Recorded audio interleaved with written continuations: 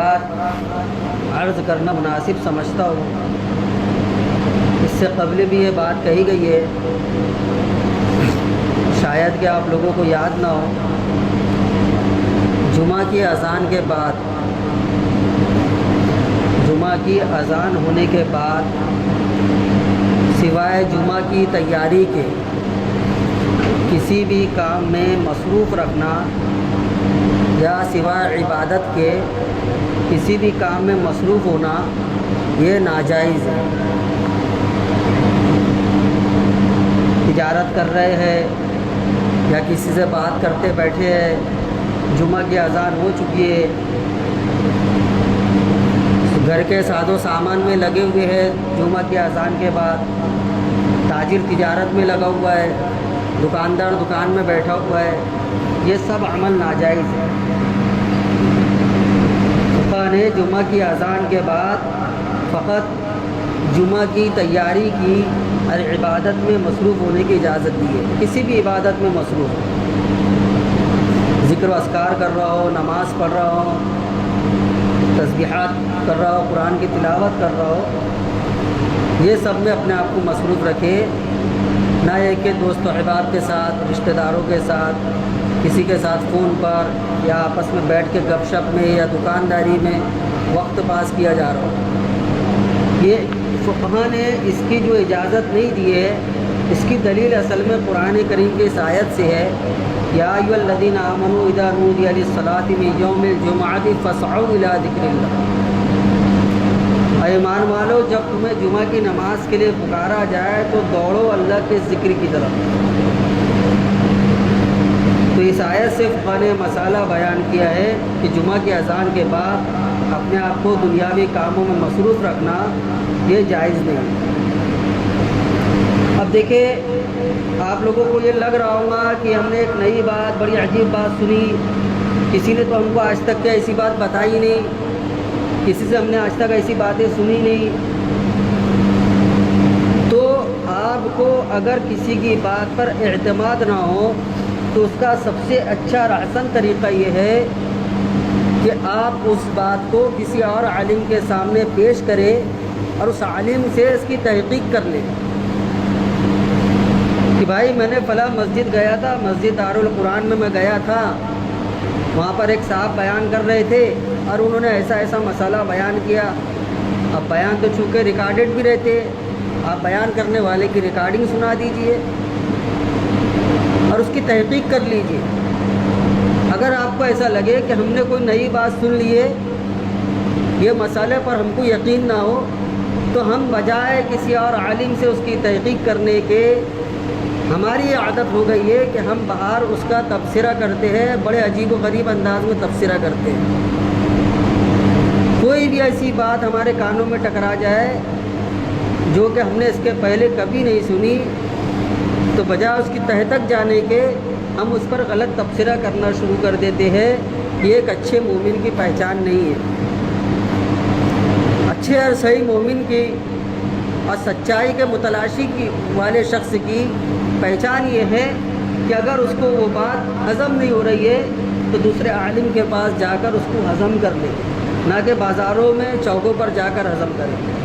بہرحال ایک موضوع کے باہر کی بات ہے، عام طور پہ جمعہ میں جو معمولات لوگوں کے دیکھتے آ رہا ہوں، اس لیے جو یہ بات ضروری سمجھا کہ ہم اس بات کا اہتمام کریں کہ جمعہ کی اذان کے بعد ہم فوراً مسجد کے اندر داخل ہونے کی کوشش کریں اذان سے پہلے، کیونکہ ظاہر سی بات ہے ہم جمعہ کی اذان کے پہلے جب مسجد میں آنے کا عادی ہو جائیں گے تو جمعہ کی اذان کے بعد جو دنیاوی مصروفیات میں لگ کر ہم سے جو گناہ سرزد ہو رہے ہیں وہ گناہ سرزد نہیں ہوں گے۔ آج کا جو موضوع ہے بات کرنے کا، ظاہر سی بات ہے آپ لوگوں کو بھی معلوم ہے، یہ ذی الحجہ کا مہینہ چل رہا ہے اور یہ مہینہ بڑی فضیلت والا مہینہ ہے، بڑی عظمت والا مہینہ ہے، اور اس مہینے سے خاص طور پر حضرت ابراہیم علیہ السلام، حضرت ہاجرہ اور حضرت اسماعیل علیہ السلام ان کی یادیں جڑی ہوئی ہیں۔ اس مہینے میں دو طریقے کی عبادت انجام دی جاتی ہے۔ دو عظیم الشان عبادتیں مسلمان انجام دیتے ہیں. ایک عظیم الشان عبادت جو مسلمان انجام دیتے ہیں وہ حج ہے. حج ایک ایسی عظیم عبادت ہے کہ جو شخص حج کو اس کے پورے آداب کی رعایت کرتے ہوئے اس کے واجبات کی، فرائض کی، اس کا جو حق ہے اس کا حق ادا کرتے ہوئے حج کی ادائیگی کرے تو اللہ تبارک و تعالی سوائے حقوق العباد کے اس کے سارے گناہ معاف فرما دیتے ہیں. روایت میں آتا ہے کہ وہ ایسا ہو جاتا ہے جیسا کہ ماں کے پیٹ سے نکلا ہوا بچہ. جس طریقے سے وہ بچہ جو ماں کے پیٹ سے ابھی ابھی نکلا ہے وہ معصوم ہوتا ہے، اس کے نامہ اعمال میں کسی قسم کا کوئی گناہ نہیں ہوتا، وہ شخص بھی ایسا ہی ہو جاتا ہے. لیکن یاد رکھے حج ہو یا کوئی بھی اور عبادت ہو جہاں پر گناہ کی معافی کی فضیلت بیان کی گئی ہے تو اس سے وہ گناہ معاف ہوتے ہیں جو حقوق العباد سے تعلق رکھتے ہو، حقوق اللہ سے تعلق رکھتے ہو. اور حقوق العباد جو ہیں وہ اس وقت تک کے معاف نہیں ہوتے جب تک کہ جس کا حق ہمارے ذمے واجب ہیں وہ ہم ادا نہ کر دے یا وہ شخص ہمیں معاف نہ کر دے. تو حج کے اندر بھی یہی معاملہ ہے. اس لیے حج کرنے والوں کو چاہیے کہ حج کرنے سے پہلے جن انسانوں کے، چاہے وہ انسان ایمان والا ہو چاہے غیر ایمان والا ہو، اس کے حق کو ادا کر دے. اگر ادا کرنے کی طاقت نہیں ہے تو اس سے معافی مانگے. معافی بھی ایک رسم بن چکی ہے. آج کل social media, WhatsApp, Facebook وغیرہ کا دور ہے. باقاعدہ اس کے بعد ہماری جانے کی کنڈیشن ہوتی ہے، ہم جا سکتے ہیں، اس کے پاس جا کر ہم معذرت کر سکتے ہیں. ایک پرنٹڈ جو ہے معافی نامہ تیار کر لیا جاتا ہے اور اس پر جو واٹس ایپ بھیجا جاتا ہے، واٹس ایپ بھیجا جائے گا، میسنجر پر بھیج دیا جائے گا. ایک رسمی طور پر معافی مانگی جاتی ہے جس کا شمار معافی کے اندر نہیں ہوتا. سوشل میڈیا وغیرہ میں خود آلریڈی ایسی پوسٹ بنی ہوئی مل جاتی ہے جس میں معافی نامہ لکھا رہتا ہے، وہی لوگ سینڈ کرنا شروع کر دیتے ہیں. تو خوب سمجھ لیں کہ اس سے معافی نہیں ہوتی ہے. اگر باضابطہ آپ اس شخص کے پاس جا سکتے ہو، ممکن ہو تو آپ کو وہاں پر جا کر معافی مانگنا چاہیے. نہیں جا سکتے تو فون پر معافی مانگیں. یہ کیا بات ہوئی کہ رسمی طور پر چند کلمات لکھ دیے؟ کیونکہ اس طریقے سے اگر معافی مانگنے کی اجازت دے دی جائے تو ہر شخص بڑے سے بڑا کرائم کرتے جائیں گا، بڑے سے بڑے حقوق کو ضائع کرتے جائیں گا اور وہ بڑے سے بڑے حق کو ضائع کر کے صرف ایک پوسٹ ڈال دیں گا، سارے حقوق العباد کا ستیہ ناش ہو جائیں گا.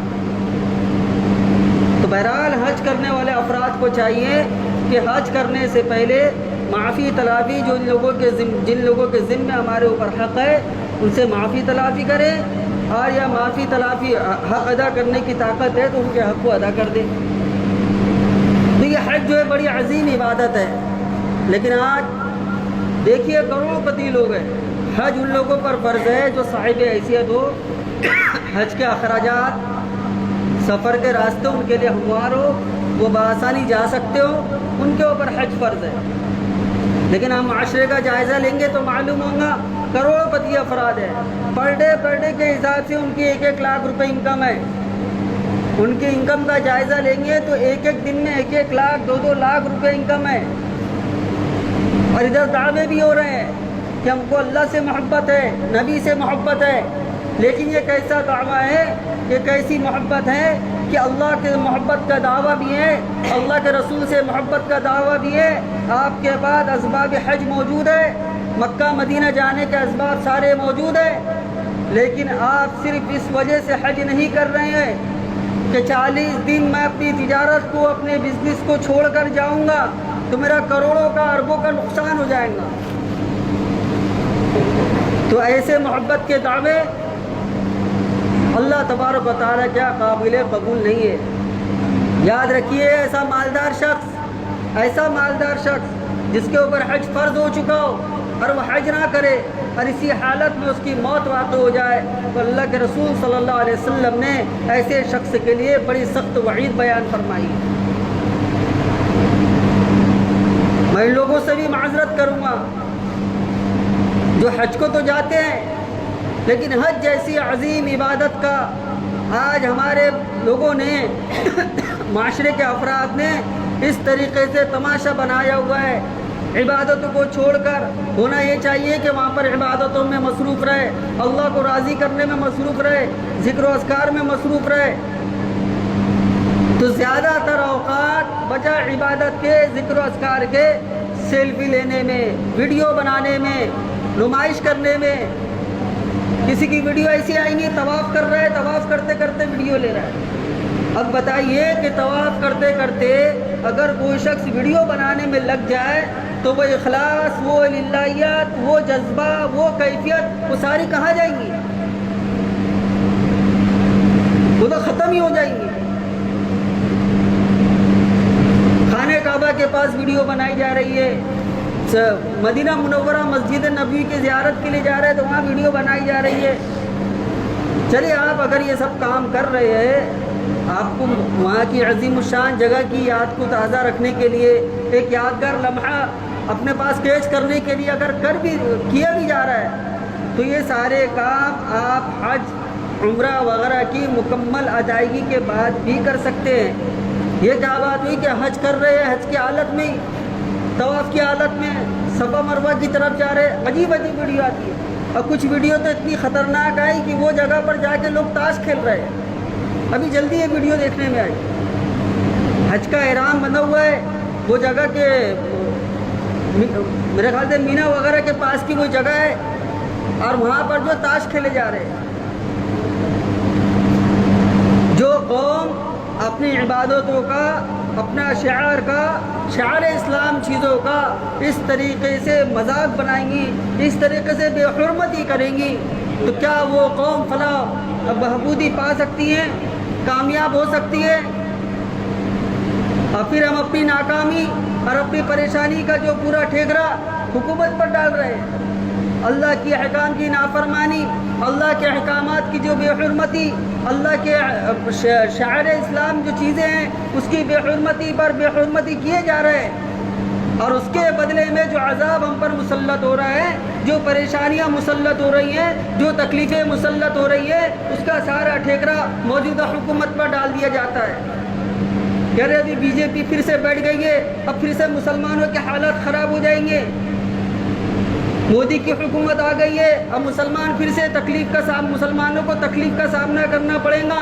لیکن ہماری نظر کبھی اس پر نہیں جاتی کہ ہم شاعر اسلام کا مذاق بنا رہے ہیں, شاعر اسلام کے ساتھ بے حرمتی کر رہے ہیں, اللہ کے احکام کی نافرمانی پہ نافرمانی کر رہے ہیں, اللہ کے احکامات کی نافرمانیوں پر ڈٹے ہوئے ہیں. زنا پر زنا کیا جا رہا ہے, چوری پر چوری کی جا رہی ہے, بڑی ڈھٹائی کے ساتھ نمازوں کو چھوڑا جا رہا ہے, بڑی ڈھٹائی کے ساتھ اللہ کی نافرمانی کی جا رہی ہے, بڑی ڈھٹائی کے ساتھ مسلمان ہونے کے باوجود سنتوں کا مذاق اڑا رہا ہے. تو یہ ڈھٹائی اللہ کی نافرمانی میں, اللہ کے ساتھ بغاوت کرنے میں, یہ اللہ تبارک و تعالیٰ کے عرش کو ہلانے والی چیز ہے, اللہ تبارک و تعالیٰ کو غضب میں لانے والی چیز ہے. یاد رکھیں, حکومتوں کو دوش دینا, حکومتوں پر اپنی بدعملیوں کا ٹھیکرا اور بدعملیوں کی وجہ سے سزا کے اندر مبتلا ہونے کا ٹھیکرا حکومتوں پر ڈالنا چھوڑے. یاد رکھیں, حالات بدلتے ہیں احکامات سے, حالات حکام سے نہیں بدلتے. مولانا سعد صاحب دامت برکات تم نے یہ بات جو عرض کی ہیں, بڑی قیمتی بات عرض کی ہیں کہ حالات حکام سے بدلتے ہیں, حکام سے نہیں بدلتے.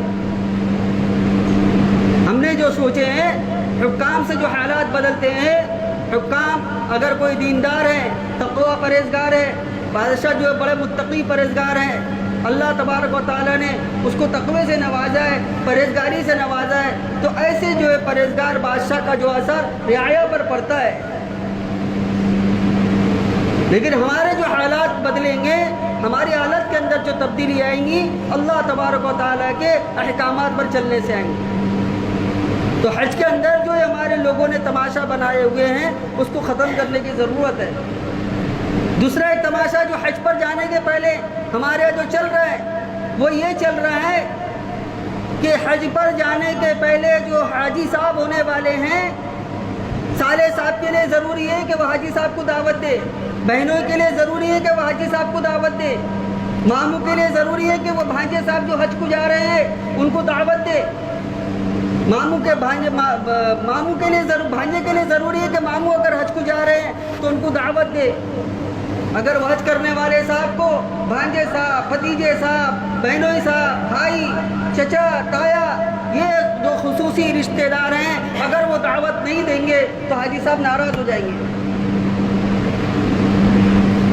اور پھر ان کے اندر اس کے لیے ایک بغض پیدا ہو جائے گا، اس کے تبصرے بھی ہونے لگیں گے، چاہے وہ حج سے آنے کے بعد ہو چاہے حج سے آنے کے پہلے ہو، اس پر تبصرے ہونے لگیں گے کہ فلاں شخص دیکھو میرے سے ایسی برائی رکھا، میں حج کو گیا اس نے مجھے دعوت ہی نہیں دیا۔ تو یہ رسم بھی کھانا کھلانا، اب ظاہر سی بات ہے اگر ہم یہ منع کریں کہ بھائی دعوت وغیرہ کا اہتمام نہ کرے حج کو جانے سے پہلے، تو آپ یہ کہیں گے کہ دیکھو اب یہ بریانی کھانے سے بھی منع کیا جا رہا، حلوے سے تو منع کیا ہی گیا تھا، اب بریانی کھانے سے بھی منع کیا جا رہا ہے۔ نہ بریانی کھانا عیب ہے نہ دعوت کھانا عیب ہے، لیکن کسی بھی چیز کا غیر اہتمام چیز کا اہتمام کرنا اور اس کے نہ ملنے پر غلط تبصرے کرنا یہ عیب ہے، اس چیز کو بھی دور کرنے کی ضرورت ہے۔ تو اس مہینے کی جو عظیم عبادتیں ہیں وہ دو عبادتیں بڑی عظیم عبادتیں اللہ تبارک و تعالی نے دی ہیں جو شعائر اسلام میں سے ہیں، ایک ہے حج اور دوسری ہے اس مہینے میں قربانی جو 10 ذی الحجہ 10 تاریخ کو 10 ذی الحجہ کو اور 11 ذی الحجہ کو 12 ذی الحجہ کو ادا کی جاتی ہے۔ یہ 3 ایام جو قربانی کے ہوتے ہیں یہ بڑے اہم ہیں، ہر صاحب نصاب شخص جو ہے اس کے اوپر قربانی واجب ہے۔ اب قربانی کے اندر بھی صاحب حیثیت افراد بھی قربانی نہیں کرتے،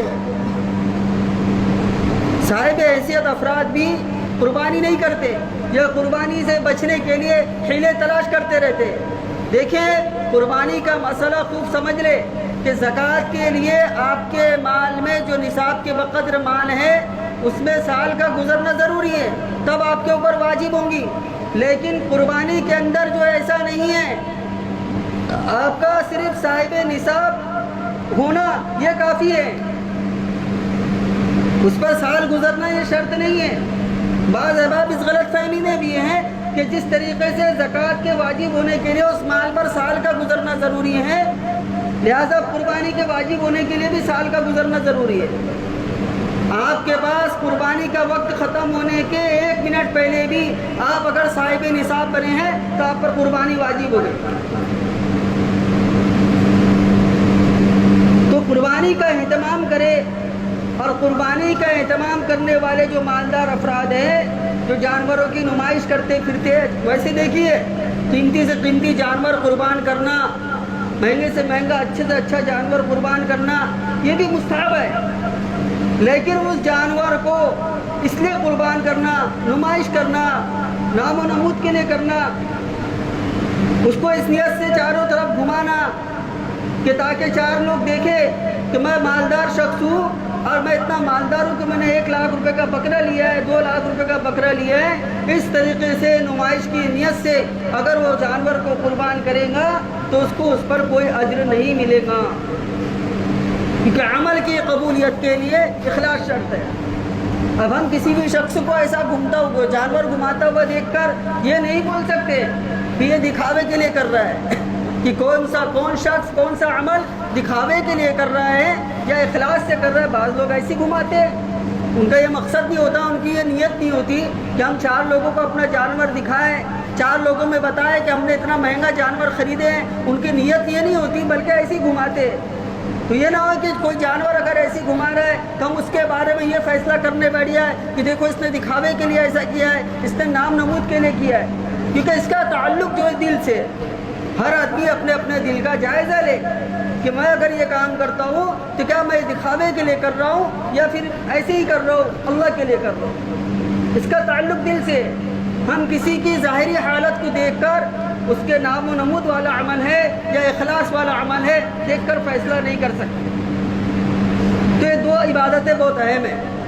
تو یہ دونوں عبادتوں میں جن کو اللہ تعالیٰ نے دونوں عبادتوں کی جو ہے توفیق دی ہے وہ دونوں عبادتوں کو انجام دے. اور جن کو اللہ تبارک و تعالیٰ نے دونوں عبادتوں کی توفیق نہیں دی ہے, کسی ایک عبادت کی توفیق دے, قربانی کی عبادت کی توفیق دیے تو قربانی کی عبادت کو انجام دے. اور کسی بھی عبادت کو انجام دینے سے پہلے اور انجام دینے کے بعد کچھ کام کر لے. ایک کام تو یہ کرے کہ اللہ تبارک و تعالیٰ سے اس عبادت کے لیے پہلے توفیق طلب کر لے کہ اللہ مجھے اس کام کے کرنے کی توفیق عطا فرما, اس کام کو انجام دینے کی توفیق عطا فرما, اپنی رضا کے مطابق یہ کام مجھ سے لے لے. اور جب وہ عبادت کر لے, جب عبادت کر گزرے تو پھر عبادت کرنے کے بعد اللہ تبارک و تعالیٰ سے دعا مانگے اور شکر ادا کرے کہ اللہ تو نے مجھ سے یہ عبادت لے لی, تو نے مجھ سے یہ عبادت کرا لی, تیرا لاکھ لاکھ احسان ہے. نعمتوں پر شکر ادا کرنے سے اللہ تبارک و تعالیٰ نعمتوں میں اضافہ فرماتے. لئن شکرتم لازیدنکم, اگر تم شکر گزاری کرو گے تو اللہ تمہاری نعمت کو بڑھائے گا. عبادت کی نعمت پر شکر گزاری کریں گے تو اللہ تبارک و تعالیٰ ہماری عبادتوں میں اور اضافہ فرمائیں گا. قرآن کا حکم ہے. اور اس کے علاوہ پھر یہ کام کرنا ہے, شکر ادا کرنے کے بعد ندامت اور شرمندگی کا احساس رکھنا ہے کہ ہم ندامت اور شرمندگی کے ساتھ, اے اللہ یہ کام جس طریقے سے انجام دینے کا حق تھا اس طریقے سے میں ادا نہیں کر سکا, لہٰذا میں استغفار کرتا ہوں, میں تجھ سے مغفرت طلب کرتا ہوں. اس طریقے سے استغفار کا اہتمام کریں. یہ تو ہو گئی عید الاضحیٰ سے متعلق چند موٹی موٹی باتیں.